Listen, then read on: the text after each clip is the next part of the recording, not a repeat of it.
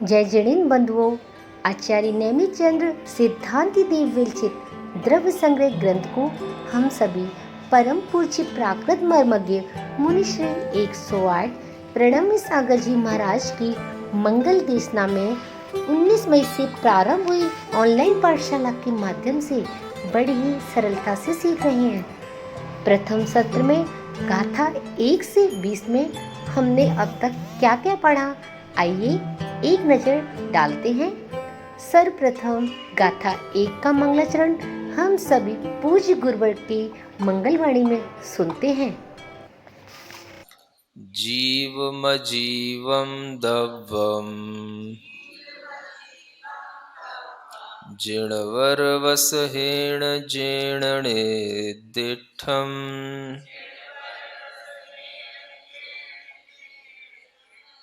जिणवरवसहेण जेणणे दिठम्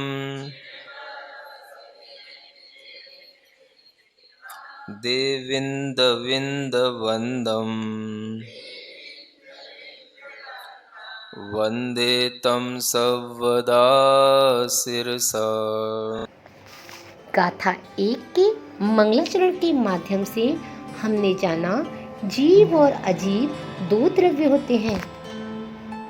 चिन्वर वृषभ ने जीव और अजीव दो द्रव्यों का वर्णन किया है।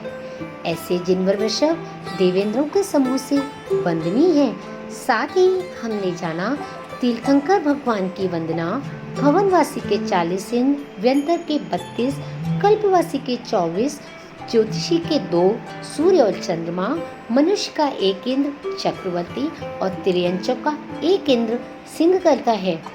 गाथा 2 में जीव के 9 अधिकारों अर्थात जीव के 9 विशेषताओं के बारे में जाना। तीसरी गाथा में नयों की विवक्षा से जाना व्यवहार से जीव में 10 प्राण एवं निश्चय से जीव में केवल 1 चेतना प्राण होता है। गाथा 4 में उपयोग के 2 वेदों में से दर्शनोपयोग के वेदों का जाना। गाथा 5 में ज्ञानोपयोग के 8 विकल्पों का वर्णन समझा। गाथा 6 में जीव के लक्षणों का वर्णन किया गया है। सातवीं गाथा में शुद्ध नय से जीव शुद्ध दर्शन ज्ञान एवं पुद्गलादि 20 गुण युक्त एवं अशुद्ध नय से उसे 4 दर्शन 8 प्रकार के ज्ञान एवं अमूर्तिक रूप में बताया गया है। 9वीं गाथा में जीव व्यवहार से पुद्गल कर्म के फल का भोगता है और निश्चय से जीव चेतन भावों का भोगता है। गाथा 10 में जीव के परिमाण का वर्णन आया है। इसके साथ साथ गाथा 10 में 7 समुद्घातों को भी हमने सरल रूप में समझा।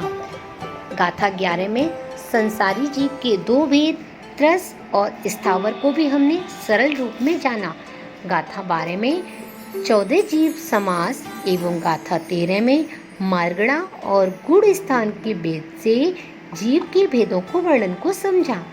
गाथा 14 में सिद्ध जीवों के स्वरूप को समझा, उनमें उत्पाद व्यय एवं द्रव्य कैसे चलता है।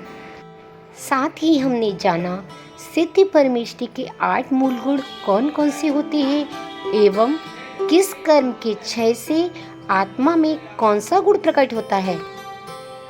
गाथा 15 में अजीव द्रव्य का वर्णन प्रारंभ हुआ। गाथा 16 में पुद्गल की 10 पर्यायों का वर्णन आया है। पर्याय 2 प्रकार की होती हैं, व्यंजन पर्याय एवं अर्थ पर्याय। 17वीं गाथा में धर्म द्रव्य का स्वरूप, गाथा 18 में अधर्म द्रव्य का स्वरूप एवं गाथा 19 में आकाश द्रव्य का स्वरूप समझा। इसके बाद प्रथम सत्र की अंतिम गाथा 20 में लोकाकाश और अलोकाकाश के बारे में हम सभी ने मुनिश्री की देशना में बड़ी ही सरल रूप में समझा।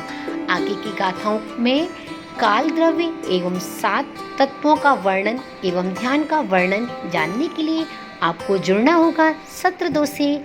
क्या आपने अभी तक ज्वाइन नहीं किया? 13 जुलाई से द्वितीय सत्र गाथा 21 से 58 प्रारंभ हो चुका है।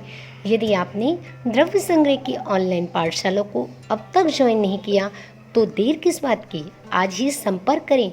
9784601548 पर, 9817006981 पर, 8600555502 पर और 9999904199 पर।